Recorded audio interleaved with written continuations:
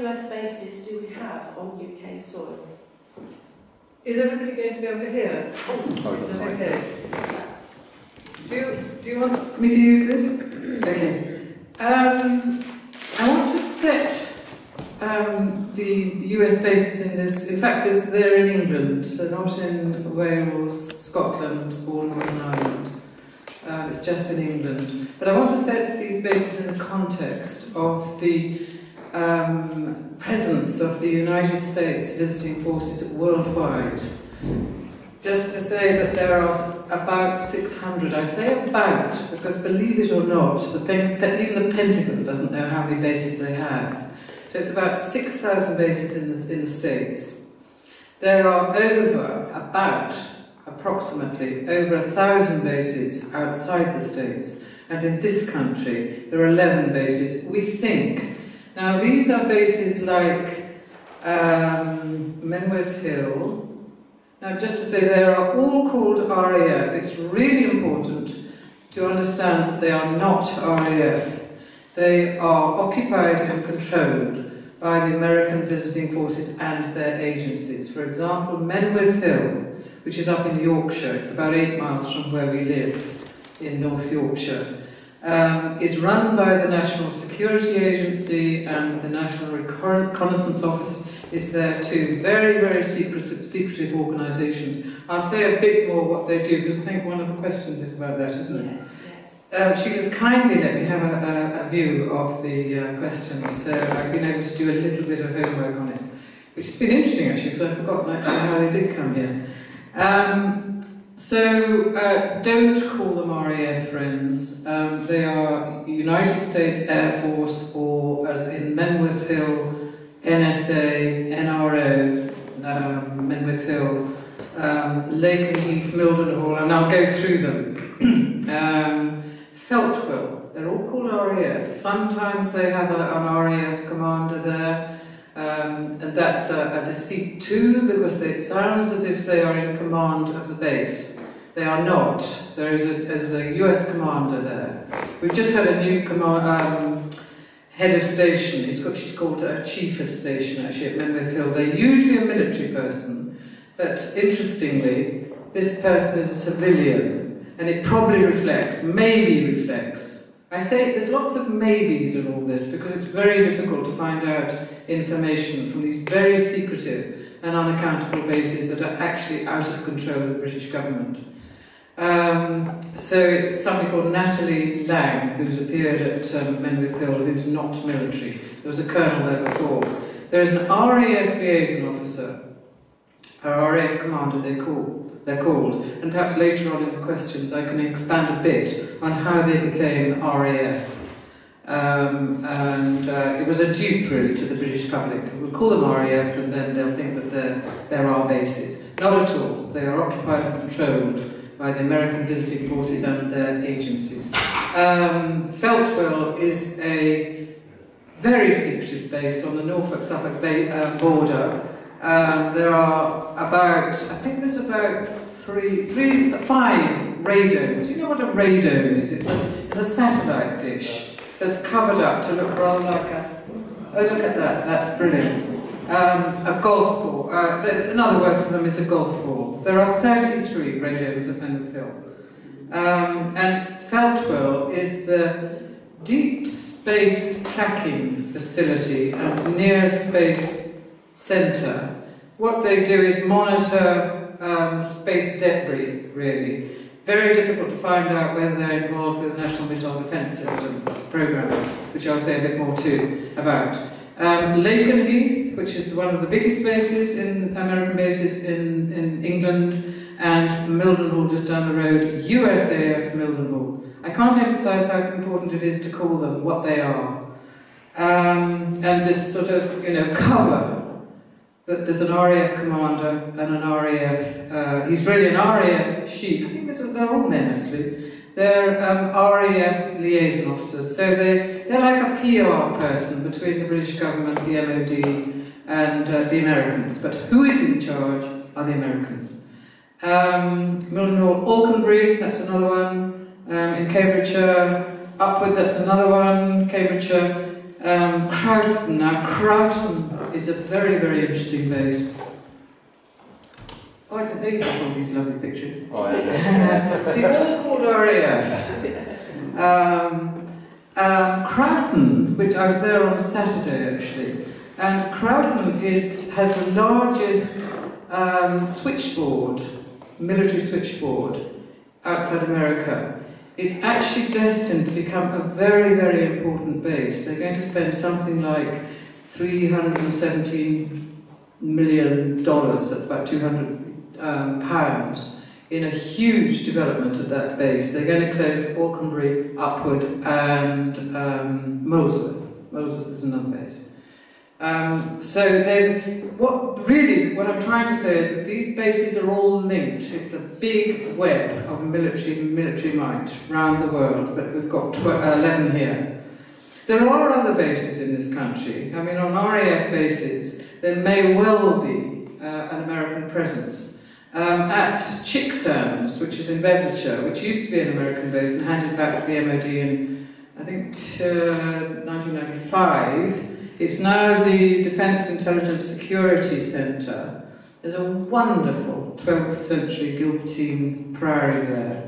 I did go onto the base and had a good look around. This is a very good way to find out actually what's going on.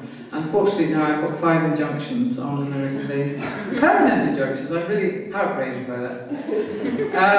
But it's a wonderful, wonderful guillotine priory, and the Americans always treat these places very badly. Greenham Common, which is actually where I first arrived, woke up to all this. I was a midwife. I have to say that my working life has been in the health service. I was a nurse, midwife and health visitor. And going into these bases really was a good way to find out. Just wandering around, and if the Americans came along and said, "Put your hands in the air!" My name is Lindis Percy. I'm going to leave now. I'm just seeing what you're doing, and leave. And often they threw to the ground and were very nasty. But it put a stop to that, because actually if I do go on, I'm in contempt of court, and obviously that's a very serious step to take.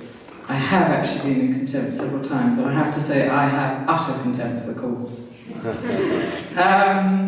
So Croughton is going to be a very, very important base, and it's going to be probably like a base like as big as Menwith Hill. Surveillance and security. It's also it's connected with drones. A lot of these issues, friends, are they're issues on their own. Huge issue of drones. There's a direct connection between Djibouti in the Yemen and Croughton, and also an RAF base called Marham. They're all connected and they're all taking off. Another base next to Croughton is Barford St John. That's that's derelict at the moment, but that's set for expansion too. Fairford. Now I think Fairford's probably the nearest base to you, actually. I think it probably is. That's in mothballs, that place. It was sort of activated recently because President Obama flew in there for the NATO summit in Newport. But mostly it's dead. I mean, there's a few American soldiers there and Ministry of Defence Police. I'll say a bit about Ministry of Defence Police as we go along. You must tell me how long we've got. We've only done the first. We haven't got through the first question yet, have we? And the other base is Welford, which is sort of off the A4, near to Fairford, and it's a bomb factory, a store. So that's pretty much what they are. There's a base called Morwenstow, which is run by GCHQ. Recently the NSA put in a lot of money into Morwenstow, and they're hand in glove there. Edward Snowden. Thank you so much, Edward Snowden. He's done such a service to the world, in my view. And he has revealed all these things, which we probably knew, but they're confirmed, that, all this surveillance and nothing is private. Was it Mr. Haig who said, if you've nothing to hide, you've nothing to fear? Well, the answer to that one, I think, is that there's such a thing as privacy laws. Really, really important to maintain our privacy. It's not an answer to say you've nothing to hide, you've nothing to fear. We've been working in CAB, trying to sort of look at this sort of thing and to ask questions. One of the ways we work is to ask questions in Parliament. Now, I was quite naive, really. I was brought up to believe that the Mother in Parliament told the truth, police told the truth and all that, but actually I'm shocked.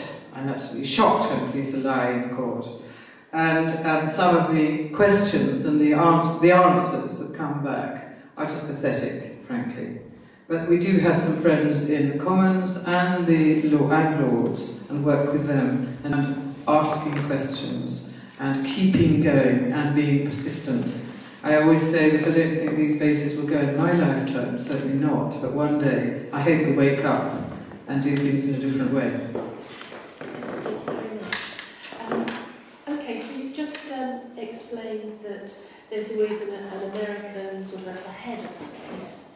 So what jurisdiction does our UK government have, if any, over the bases? I mean, say for example, the US decided to undertake an airstrike, and our government didn't necessarily agree with that. Do we have any way that we can say no? I mean, what's the level of jurisdiction we have and oversight we have? I think that's a really interesting question, actually, because it sounds as if we do. We're in full control. We haven't. We haven't got control of these bases. In 1993, I think it was, I was involved. I've done a lot of court work and gone up into sort of all levels of the legal system, and have done quite a lot of work in the High Court. And in one of the cases in 1993, I won't go into the case, but it was very interesting. We lost. You're going to lose, actually, when you're up against the American military, the American government, the American legal system, the British system, all the rest of it. But we went backwards and forwards to the courts. So Keir Starmer represented me. He's just stopped being DPP. It was a very good team, Keir Starmer and Mark Stevens. And we went backwards and forwards to the courts to get disclosure of documents. And one of the documents, I've only bought a few of these documents, but they're very, very interesting. They're marked secret. And this one is called, I'll read it actually because it's interesting. It's historical, rather than trying to sort of, say in my own words. But it's headed, is there any written agreement or law to control? That's to say that we have control. And it starts off by saying the United States government offered to send heavy bombers in Europe in June 1948. If you remember, this is a potted version of what happened in the Second World War. America came in quite late to the 1942, after the bombing of Pearl Harbor. They came in. And then at the end of the war, they did come to this country and they set up bases with the RAF at bases like Lakenheath, Mildenhall, Alconbury, mostly in East Anglia actually. But in 1948, and this is a quote, as a political gesture and as a token of United States interest in the defence of Europe, they offered to send heavy bombers. Two of the three groups concerned came to the United Kingdom in July, and the third group, which was originally sent to Germany, was transferred to the United Kingdom later that year. We really gave the United States friends lock, stock and barrel, these bases. There was no meaningful legal protection. They quote acts like the Visiting Forces Act 1952 and the Status of Forces Agreement 1951, which are very, very thin. There are all sorts of exemptions for the visiting forces. For example, and I've been at the sort of brunt of this, and we tried to take it up to Europe to challenge this certificate of immunity. Because if, for example, a member of the visiting forces is, say, does something against English law, say assaults, which has happened, and nothing happens, they take out a private prosecution, but they enter a certificate of immunity, this little bit of paper that says, if you're a member of visiting forces, you're on duty and in uniform, You're exempt from the English courts. If, say, for example, a wife or partner of an American visiting force person commits an offence, I mean, in the courts round Mildenhall, not so much now Menwith Hill, they don't seem to appear in court, but, you know, for traffic minor offences, then they're allowed to go through, but not for very serious offences. So we don't have any meaningful legal protection. So basically, you discussed the sort of jurisdiction that we have or don't have over these bases. What about the implications for British citizens? I mean, how do these bases affect the British taxpayer? We had the other day a US Air Force jet based at Lakenheath. It crashed 400 yards from a school. Luckily, nobody was injured. But that's the second one this year, I understand. So who is responsible for these clear-up costs? How much does it cost us as British taxpayers? It's all very secretive when it happens, and there's a sort of clampdown, and the Americans come in and they've got, you know, cordons round, and it's very difficult to find out what's going on. I mean, there's an investigation going on at the moment. But in Japan, there are 89 American bases in Japan. And on a place called, on Okinawa, there is a place called Jinwan, and an American helicopter. It's amazing in this city. It's a vibrant city. I think it's about 250,000. And the American base is right in the middle of the city, with the runway going right in the middle of the city. It's totally taken over by the Americans, and there's a lot of noise, as you can imagine. And I think it was in the, maybe the early, late 1990s, something like that. Perhaps later. But a helicopter crashed, and it crashed at the University of Jinwan University. We've got links, friends, all around the world. That's important to have links, because their struggles are our struggles. They have the same sort of struggles. They have SOFA, Status of Forces agreements, which aren't, they're meant to be sort of reviewed every so often. And we've asked questions in Parliament about that. This is going back slightly about the law. We've asked questions about that, and they say, no, it's quite all right, everything's all right, we don't need to do that. So there's a big campaign, it's been going on for a long time, to try and move the American base from this city. It's incredible that there's this American base that goes right through. It's like having a runway in the middle of Leeds or something. It's extraordinary. So there's a lot of... you ask about taxpayers, Sheila. They don't have to pay for any NHS services. They can use the services as much as they like. They go to the local schools. They say that there's always this thing about, but they bring so many jobs to the area, employment, and also it brings in a whole lot of revenue. But there was a very interesting study about Menwith Hill a couple of years ago, Joseph Rowntree funded, and they pluck out of the air that, you know, it brings in all this money, 52 million, all that. Well, how's that made up? And actually this was explored, and it was nothing like that. You know, they just sort of plucked this out of the air. And as I say, it's always difficult, because when there's a base closing, and, you know, Alkensbury's probably closing, Upward's probably closing, Molesworth, which I didn't actually mention what they do, but that's the Joint Analysis Centre, not RAF Molesworth. That was the second deployment of cruise missiles. Do you remember? Greenham being the first, Molesworth the second. I went there in about 1990, thinking that it was, you know, just closed down, and I was amazed to see that it was all, you know, lights on and very much in action. But Molesworth is probably closing and moving to Crowdon. Molesworth has the Africom headquarters, Africom. America has divided the world up into sections. So there's USCOM, European Command, US Command, there's Pacific Command, there's Africa Command, and there's 5 areas around the world. This is America's, this is what we do, this is where we control. and Molesworth is the headquarters of AFRICOM here, which is going to go to Croughton, and it's going to be very, very significant to Croughton.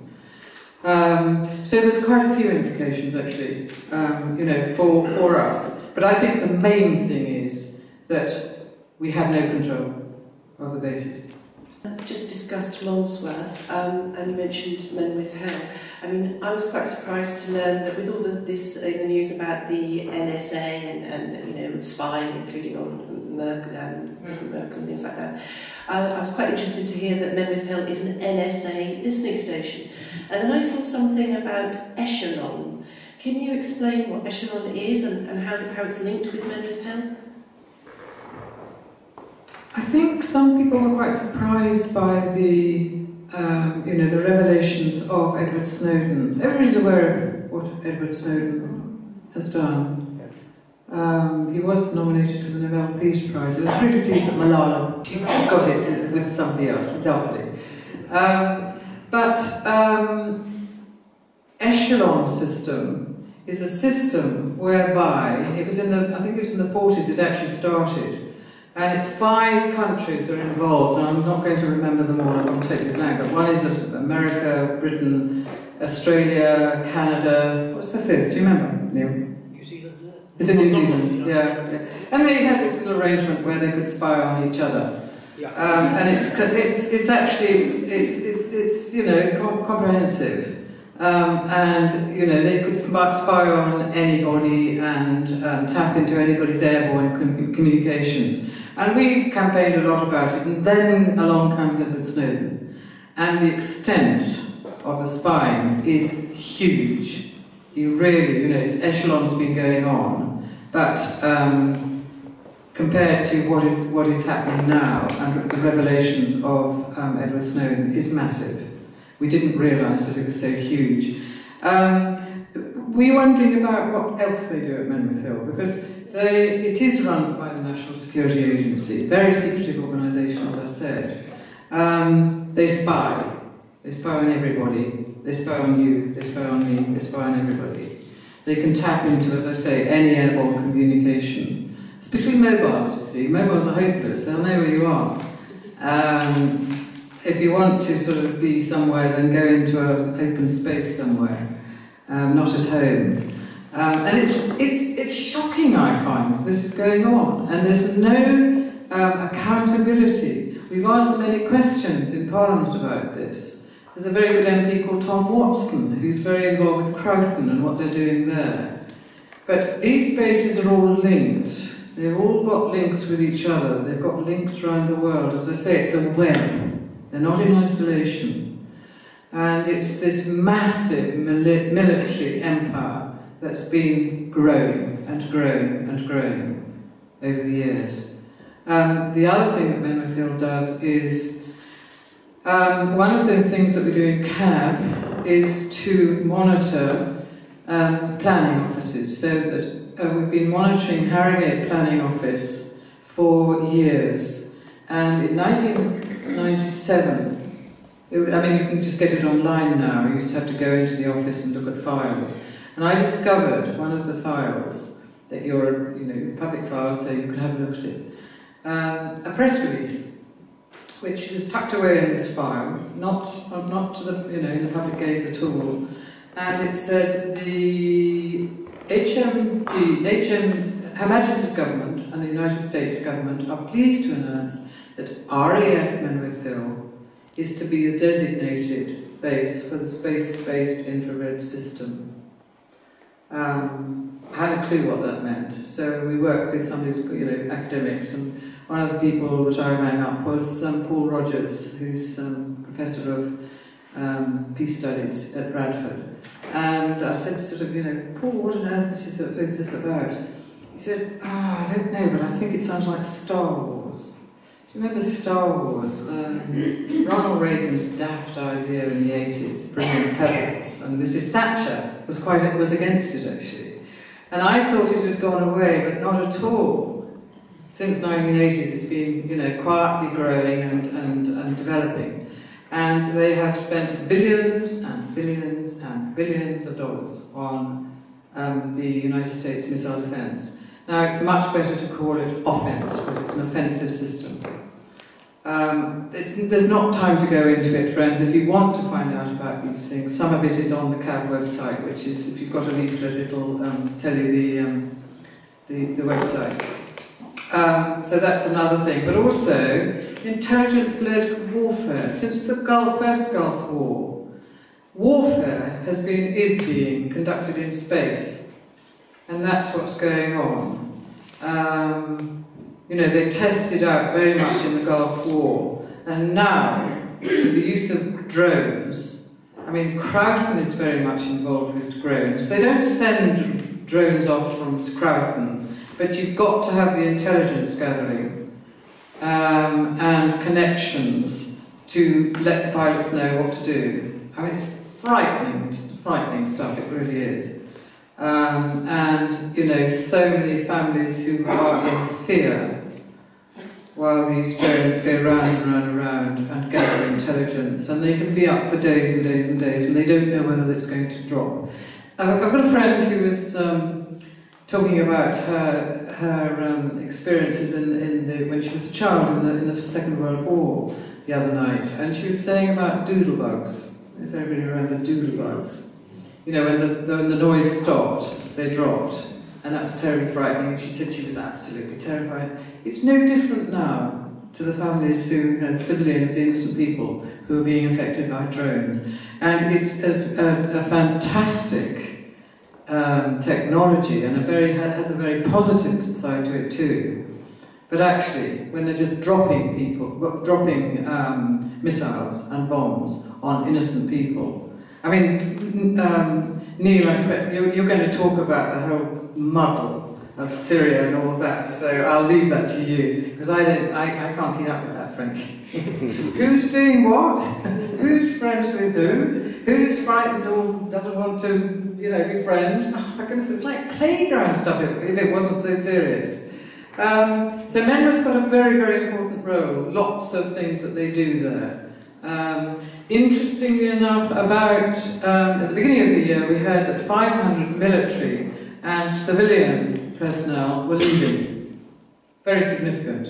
It's quite quiet at the moment, this base. And also, we learnt recently, and this is, sometimes you stumble across all this. We stumbled across the fact that Crowton was going to be such an important base, just through doing research on the net and discover. Always contact journalists to say what is going on, and The Independent ran a story, Carl Milner ran a story about it. Because that's what we need to know, friends. We need to know what's going on, what's just up the road, and what money is being spent on what, and that we have no control. Thanks very much.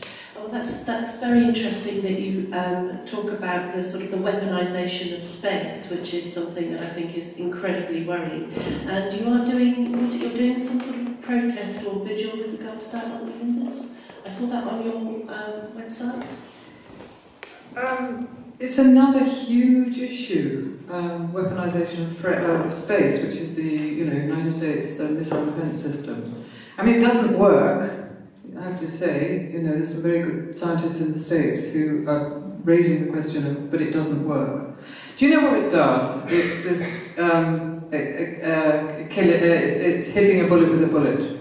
So you've got to say, I mean, they still talk about rogue states, so that's North Korea, China, Iran, Iraq,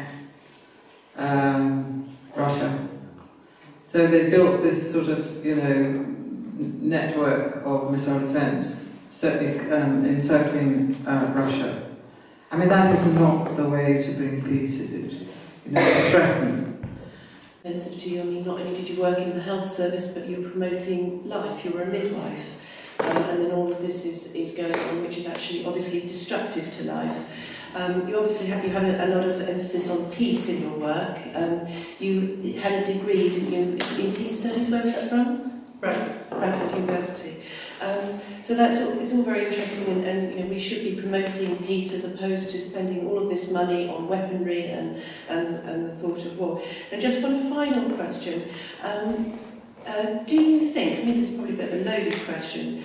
But do you think that having these bases, you mentioned the link up between all of the US bases around the world, do you think that having these bases in our country makes us a target for the United States enemies? They seem to have quite a lot of enemies at the moment, and would it make us a target for those?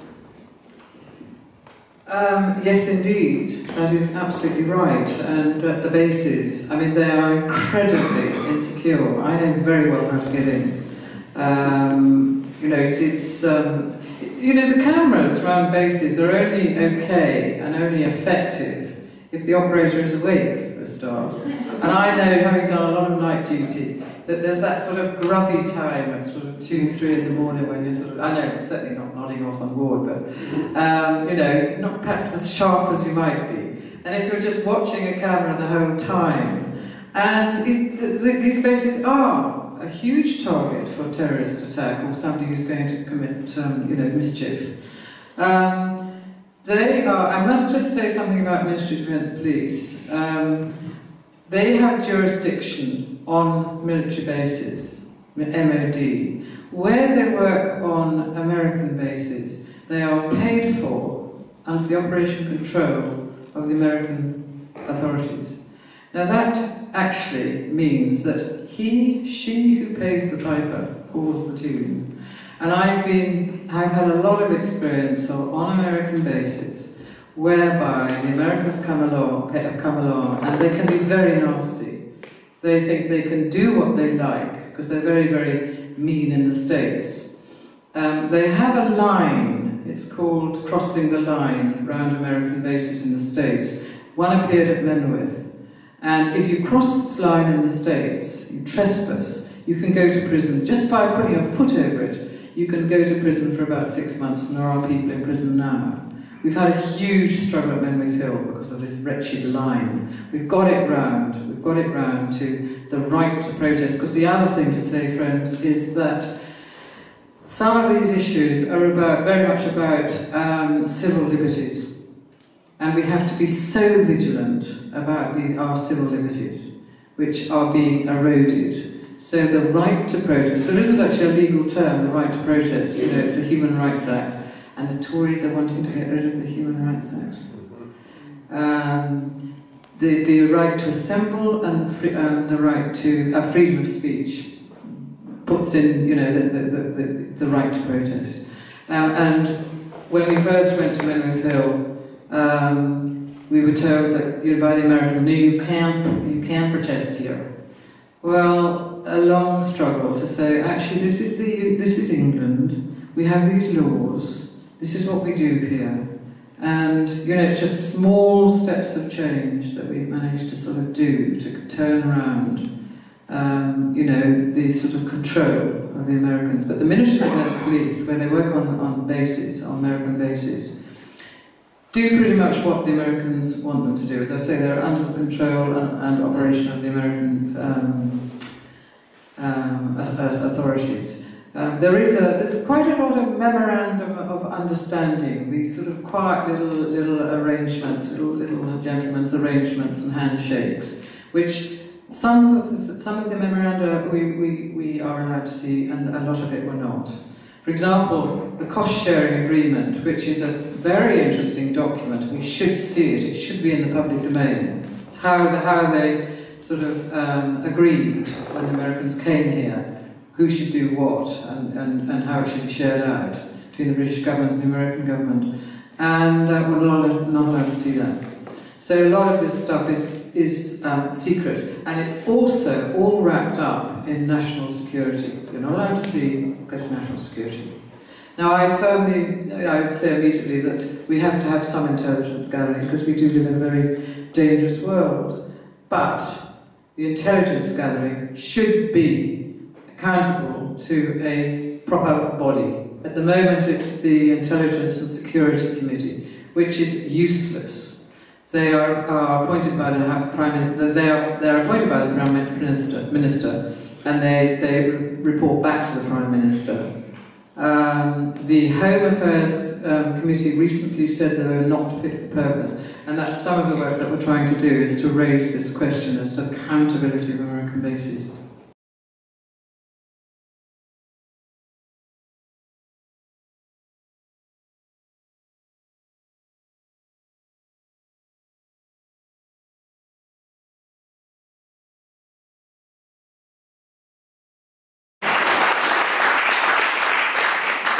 Thank you very much, Sheila. Thank you for inviting me tonight, and thank you for everyone for coming tonight. Much appreciated. I want to start by turning the clock back 25 years ago this autumn, because 25 years ago, 1989, we saw some historic events. The end of communism in Eastern Europe, the end of the so-called Cold War, as we thought, and the coming down of the Berlin Wall. That all took place 25 years ago. And at the time, many people were optimistic about the future of the world.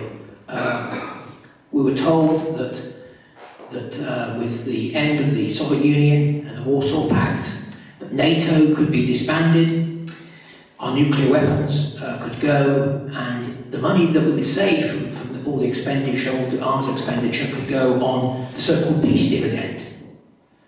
That was the talk about that, and that money could go on alleviating poverty, making sure everybody in the world had enough to eat and have a happy, contented life.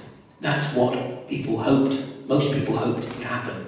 But of course, that hasn't happened. And I remember reading a piece about that time, about 1989-90, in the Sunday Telegraph, by actually a conservative writer called Peregrine Worsthorn. And he actually was one of the dissident voices in 1989-90, because most of the commentators were saying this is wonderful, the Berlin Wall's come down, this is fantastic, let's celebrate. But he actually wrote urging caution. He said that we may actually look back at the 80s or 70s and 60s nostalgically for relative stability in the world, when he feared that the emergence of a unipolar world where the United States would be the sole superpower could actually be very dangerous. And that was a conservative writer. And alas, he's been proved right, I think. Because instead of peace, the peace dividend, we've had war, war, and more war. We've had now 25 years of war, and David Cameron only last week told us that we have to prepare for 20, 30 years more war against ISIS. So where did it all go wrong? What happened? Since 1989, the United States and its allies have intervened militarily in a whole host of countries around the world, from the former Yugoslavia to Afghanistan, in Iraq, of course, more than one occasion, Libya, Syria, and also, of course, we've had countries that have been subject to drone attacks, like Pakistan, where I think over 700 children have been killed in drone attacks, Yemen and Somalia. So it's been perpetual war, really. At the time of the Iraq War, just after the Iraq War, actually, I set up my own website, and I put, as Sheila quoted, that this was an anti-war, anti-neocon blog to counter the lies of those who wish to condemn us to perpetual conflict. And perhaps, by the late 90s, the number of people who actually would agree with that may have been quite small, even the anti-war movement, because at that time, if you think back to 1999, we'd had sanctions against Iraq, some bombing against Iraq, and the war against Yugoslavia. However, we go into the new decade, and in 2001 we have the war against Afghanistan, and then 2 years later the Iraq war. But even then there were some people who thought, well, these were sort of three separate conflicts. Yugoslavia was a so-called humanitarian intervention. Afghanistan, well, that was justified, that was a good war because of 9/11, and it was necessary to find bin Laden. And of course in 2003, while Saddam was an evil dictator and had weapons of mass destruction, all that nonsense. But at that time, actually, time of the Iraq War, I actually wrote a piece for the New Statesman, and the week before the war started, it was the cover piece, one of the cover pieces, and I said, the war against Iraq will not be the war to end all wars. 3 years ago, the same forces who are now planning shock and awe against Iraq were dropping cluster bombs and depleted uranium on civilian targets in Yugoslavia. In 2001, it was the impoverished Afghans turned to get the B-52 treatment, and in 2 years' time, we will no doubt be hearing of the dangers Syria poses to world peace, and how President Assad is the new Hitler. After that, it will be the turn of Belarus, Turkmenistan, and Libya. Well, I got, two of those right.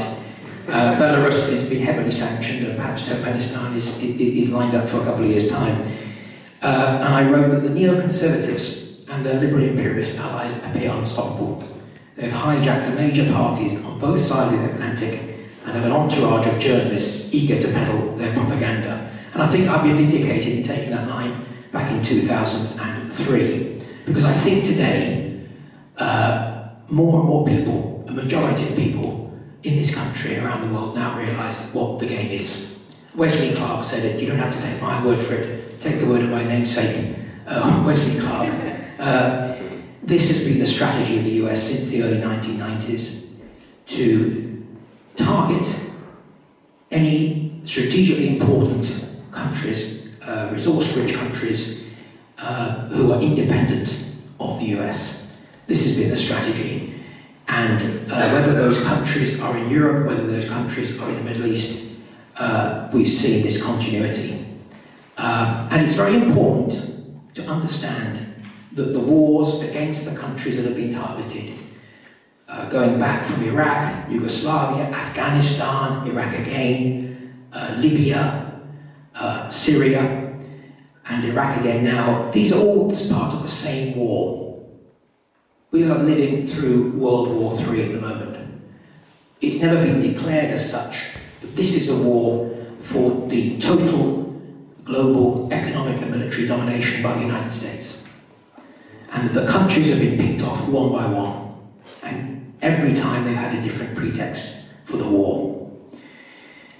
When we talk about this war, this endless war, we must understand that a full-scale military invasion by the US and its allies is only the last step. In fact, it's only, if you like, not necessarily the favoured strategy, always. The first step in the war against these independent countries that are targeted is economic warfare, the imposition of sanctions. Iran has been subject to draconian sanctions now for many years, all on account of a nuclear weapons program that is unproven. It is unproven. There is no hard evidence that Iran has been developing nuclear weapons. That is the reason for the sanctions which have hit the Iranian economy very hard. And all the countries that have been targeted militarily all began with economic warfare. Syria has been subject to sanctions for many years. Yugoslavia was sanctioned. Iraq, of course, in the 1990s, the sanctions imposed on Iraq were called genocidal by many people. Millions of people died, children, health service was decimated because of these sanctions which preceded the war. We mustn't forget about those sanctions. So we mustn't forget that sanctions and economic warfare is the first step. Then there's another part of the war strategy, is the financing and supporting of proxies, proxy armies, terrorists or rebels, whatever you want to call them, to overthrow or to create a military crisis within that country. The US supported the Kosovo Liberation Army, for example, in Yugoslavia in the 90s, and in Syria, as we all know, they've been backing the rebel forces in Syria. And it's very interesting on that point on Syria. I don't know if anybody has yet seen this quite wonderful new article by John Pilger, one of my journalistic heroes. It's called From Pol Pot to ISIS. And it's on his website, johnpilger.com. And he likens the rise of ISIS to the rise of the tolerable Pol Pot and the Khmer Rouge, which he says was a kind of American monster that was created by the security forces to pursue American strategic objectives in Southeast Asia. ISIS is the same kind of thing today. ISIS is the progeny of those in Washington and London who, in destroying Iraq as both a state and a society, conspired to commit an epic crime against humanity.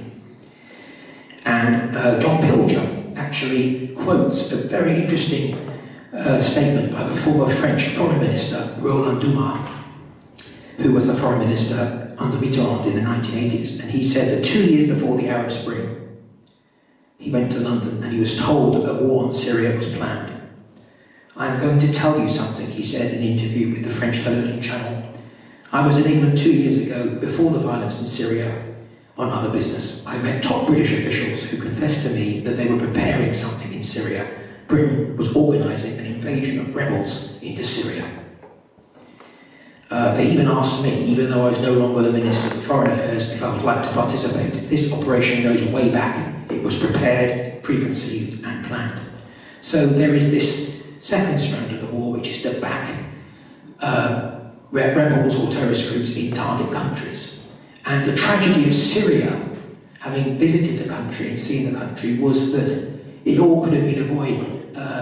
There was a political process going on in Syria, but the US and its allies deliberately wanted to make this as violent as possible to pursue their own objectives. It didn't need to happen this way. Everything is possible to destabilise the country that is targeted by the US. And another aspect of the war, and as a journalist I know full well all about this, is the propaganda war against that country. And it follows a similar pattern. The leaders of the country are demonised beyond all recognition. Now it's true that in some of these countries the leaders may not have been paragons or people that you would normally want to support or whatever in some cases. However, we know that the propaganda war went into overdrive, so that all the problems of the country are blamed on the leader, everything is to do with him, it's personalised, and of course the leader is always equated to Adolf Hitler. I've lost track of how many new Hitlers we've had in the last 15, 20 years. It's Milosevic, it's Mullah Omar in Afghanistan, it was Saddam Hussein, it was Gaddafi. They're all Hitlers who are posing a big threat to the world. And so that's part of the propaganda. And of course, they are, the country is equated to this leader.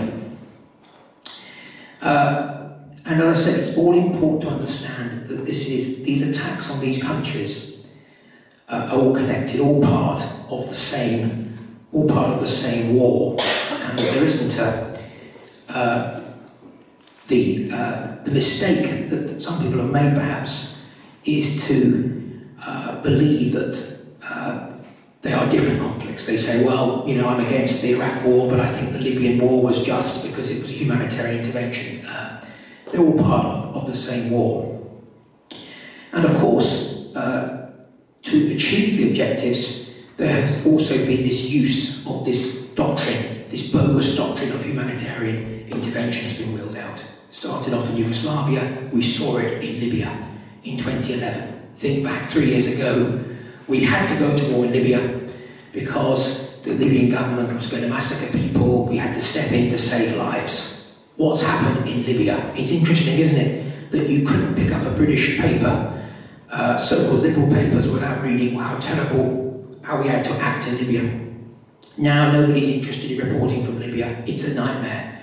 The death toll is up 10 times. The country is in chaos. Jihadists, rebels rule, militias rule whole areas of the country. The infrastructure's gone to pot. Even the government of Libya has to meet in a ship because it's not safe for them to meet in the capital. Libya is a complete disaster. And yet we're not told about it. We've had racist pogroms against black Africans in Libya. The country which had the highest living standards in Africa is now a terrible economic nightmare and a nightmare place to live. And that's all to do with our so-called humanitarian interventionists. And of course, Iraq, again, a country that has been destroyed. So the question now to ask is, why has this been done? And I think it's very important to understand that the strategy, the chaos and the disaster, unfortunately, is part of the plan. I know that my friend Dan Glazebrook spoke, I don't know if anybody else was here for that meeting. He's written a great new book called Divide and Ruin, and I agree with him that the only logical conclusion we can take is that the destruction of these countries was part of the plan. Let's think about it. Iraq. You didn't have to be the brainiest professor of international relations to work out that if you violently toppled Saddam Hussein, if you then changed the country's constitution, if you disbanded the army, the security forces, then jihadists would move into the vacuum and the country would disintegrate. That was perfectly predictable. I remember being in Oxford when George Galloway spoke at the town hall and he predicted everything that happened. the country would break into sectarian warfare. So, we're told that these great neoconservative thinkers were brilliant people. Surely they would have realised this. Again, with Libya, all that the strategy was to get rid of Gaddafi. There was no plan for afterwards. Again, given Libya's sectarian conflicts, the sectarian divisions, it was very predictable what would happen. And the same in Syria. So it's uncomfortable to have to acknowledge this. But the reality is that to actually destroy these countries, I think this was part of the plan. They were important countries that were independent. They were not in the US camp. They could have simply wanted to topple one government and put another government in, but they couldn't guarantee that new government wouldn't then become independent itself. So it might sound very unsettling to say that this is in the strategy, this divide and ruin strategy, but I think it's the only logical kind of conclusion we can take.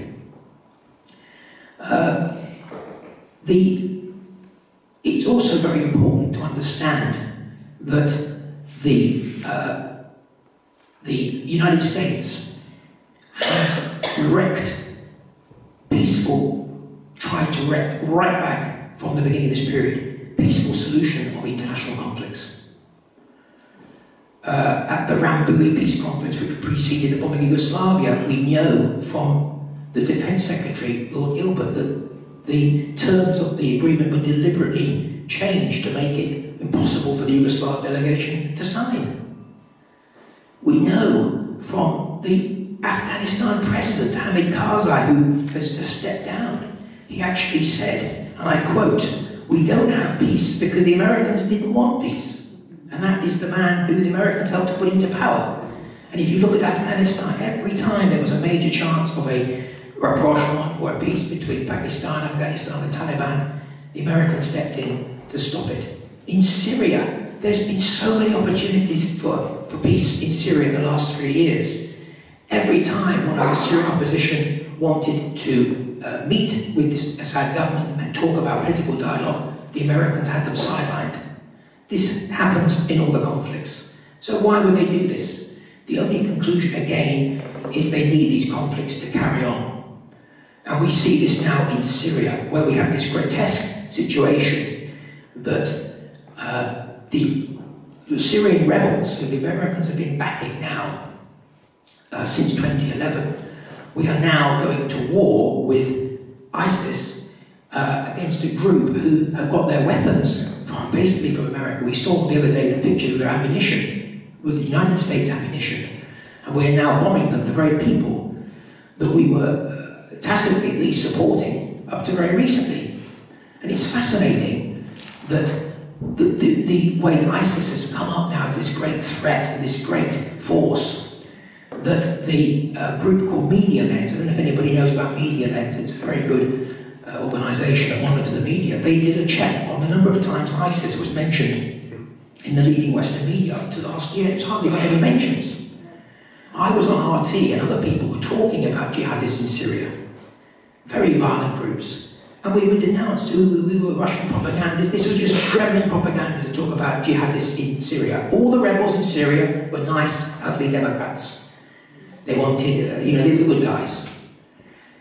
And they were whitewashed completely. The fact was that the moderate anti-Assad forces in Syria, by 2012, most of them had embraced the political dialogue process, the new constitution, which legalised political parties.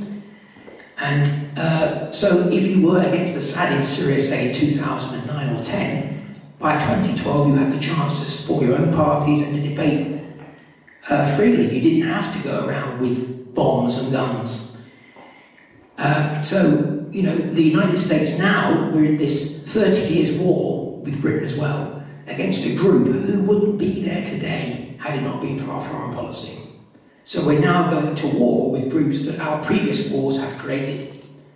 Without the Iraq invasion, and without the huge amount of arms going to the Syrian opposition, we wouldn't have this ISIS problem today. And even today, the double standards are apparent, because it's obvious to anybody that ISIS, if we want to defeat ISIS, and obviously ISIS is a very evil group, but if we want to defeat them, it cannot be done by airstrikes alone. Everybody admits that. And yet, we, of course, completely rule out any kind of working with the Syrian government. And so it shows that even the war on ISIS, as I call it, a phony war, isn't really genuine. I think the strategy is to clip the wings of ISIS, to retrain other rebels in Syria, and this time next year we may be having a war, fallout war against the Syrian government, which is what we nearly had, remember, 12 months ago, so close to having a war against the Syrian government. I probably had that one ahead. ISIS might be in control of the whole of Syria today. But the same people who were telling us this was awful, we didn't go to war, are now saying we all got to go to war with a group that the Syrian government was fighting. As Lindsay said, it's almost, it would be laughable if it wasn't so tragic, because it is beyond absurd, really. We talk about America. Who actually was this in America doing this? Was it the president or... I think why does America act in this way? Well, it's important to understand that the US government doesn't act in the interests of ordinary, decent Americans who are sick and tired of war as much as we are here in Britain. But they act in the interests of Wall Street and what President Eisenhower famously referred to as the military-industrial complex. And it's important to understand that the very last thing that Wall Street and the military-industrial complex wants is peace. We had a great opportunity for global peace in the early 90s, and we had the opposite. The military-industrial complex thrives on wars and conflicts. As in the famous Charlie Chaplin film, Monsieur Perdue, he says, wars, conflict, it's all business. And that is the truth, I'm afraid. Earlier this year, there was a report by the Public Accountability Initiative revealed that many of the leading media commentators who went on US television to call for military strikes against Syria had undisclosed ties to military contractors. And I quote from the report, 22 commentators who weighed in during the Syria debate in large media outlets and who have current industry ties that may pose conflicts of interest. The commentators are linked to large defence and intelligence contractors like Raytheon, smaller defence and intelligence contractors like TASC, defence-focused investment firms like SBC Partners, and commercial diplomacy firms like the Cohen Group. So there is this nexus between journalism, the media, the arms industry, the war lobby, we can call it the war lobby. And let's talk about Britain. The war lobby has taken control of our major parties, I'm afraid, as it has in America. I was watching today, I think it was quite sad, but I was watching today the October 1974 election rerun on BBC Parliament. I don't know if anybody else watched that. It was fascinating, because you realise how British politics has shifted. Labour Party won that election, but very different Labour Party to today, certainly very different to the Blair Labour Party. People like Tony Benn were prominent, he was a minister talking about what they were going to do. No talk of wars at that point. The only war we had in that time was the Cod War with Iceland. So it makes you very nostalgic for that period. And what's happened since the 70s, a real left Labour Party. So that's the situation. Ahead of us, unless there's radical change, all we've got is more and more war. As I said, the strategy appears to be in Syria to clip the wings of ISIS. Then, this time next year, within 8 to 10 months perhaps, I think they'll be discovering a new atrocity, which will be blamed on the Syrian government whether they did it or not, which would then be used as a pretext to go on to Damascus. Because make no mistake, the Syrian government, toppling that government in Syria is crucially important to the war lobby. Why is it crucially important? Well, because Syria has been an ally of Iran and Hezbollah. And we've also got, when we talk about Syria, we have to mention the role of the pro-Israel lobby, because the pro-Israel lobby has been gunning for Syria for an awful long time because of the Hezbollah-Iran link. So Syria is the target. And after Syria, then of course Iran, despite the current tactical slight change from the US towards Iran is still very much targeted. And we heard from Wesley Clark, when he heard from Paul Wolfowitz, talking about the aim was to take over those so-called ex-Soviet client states. while there was time. So the outlook is pretty depressing in the sense that this is not going to end. This is going to continue, and will only continue so long as there is a radical political change in the two main countries which are fueling this war drive, and that is the United States and Britain. So what can we do? And I want to end on an optimistic note of what we can take away from this and what we can try and do to stop this. Because, you know, why is this terrible? Well, of course it's terrible because millions of people are dying, up to 1 million people dead in Iraq, hundreds of thousands killed, we had the drone strikes. So it's from a moral point of view, we have to stop this. Whatever religion we are, whether we're not religious or not, it's a moral imperative. But also, it's making the world more dangerous, without a doubt. The terrorist threat would increase because of the Western policies. It's making the world more dangerous. So, on all different levels, and of course the economic, because these bombs that are being dropped are costing a fortune. The operation in Iraq, which David Cameron is quite happy to carry on for 20 years. At the same time, when libraries are being closed up and down Britain, health services is in trouble. So we've got a lot of reasons to stop the war. So how can we stop the war? Well, I think that obviously everybody here is involved in Stop the War, join Stop the War as a start.